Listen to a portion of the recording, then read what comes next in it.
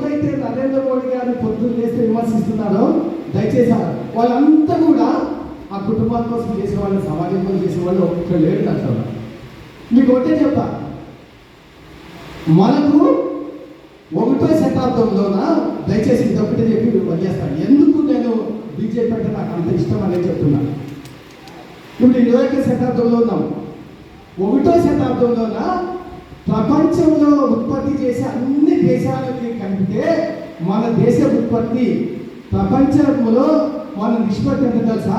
32% ఉండింది. అంటే మొత్తం ప్రపంచంలో అన్ని దేశాలు ఉత్పత్తి చేసిన ఆ యొక్క వాల్యూ ఎంత ఉంటుందో, విలువ ఎంత ఉంటుందో 32% అందుతుంది. అంటే ఎప్పుడు ఇది 2600 సంవత్సరాల కింద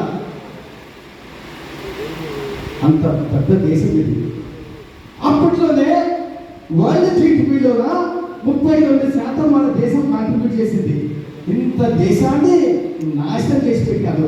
ఈ రోజు పరిస్థితి ఏమయ్యా, నరేంద్ర మోడీ గారు వచ్చిన 2014 నుంచి ఇప్పుడు వరకు 10 సంవత్సరాలు ఏమైందంటే 1000 సంవత్సరాల చరిత్రని తిరగ రాసిన ఏకైక నాయకుడు దేశంలో నరేంద్ర మోడీ గారిని ఖచ్చితంగా పట్టుకోవడం.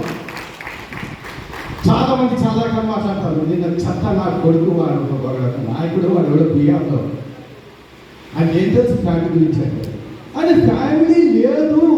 140 కోట్ల మంది నాకు ఫ్యామిలీ అని చెబుతున్నా కూడా సిగ్గు లేని ఈ కుటుంబ రాజకీయ పార్టీలు ఆయన విమర్శించారు. సిగ్గుంటారు.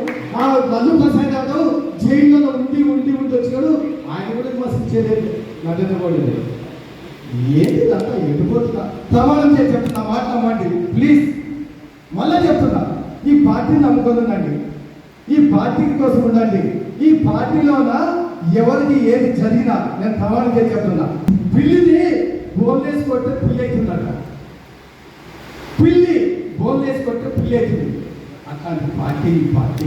నువ్వు చిన్నగా ఇక్కడ చిన్నగా ఉండొచ్చు, ఇక్కడ చిన్నగా ఉండొచ్చేమో, కానీ మొత్తం యావత్ భారతదేశంలో 140 కోట్ల మందికి అధిపతుల నరేంద్ర మోడీ ఉన్నంత వరకు, ఇక్కడ మనం సమైక్యంగా ఉన్నంత వరకు మీ జోలికి ఎవరు రాదని నేను మాటిస్తున్నా. పురుషోత్తమా పురుషోత్తమా పురుషోత్తమా పొడగంటివయ్యా మిమ్ము పురుషోత్తమా, పొడగంటిమయ్యా మిమ్ము పురుషోత్తమా, మమ్ము ఎడయకవయ్యా కోనేటి రాయడా, పొడగంటిమయ్యా మిమ్ము పురుషోత్తమా, మమ్ము ఎడయకవయ్యా కోనేటి రాయడా, పొడగంటిమయ్యా మిమ్ము పురుషోత్తమా.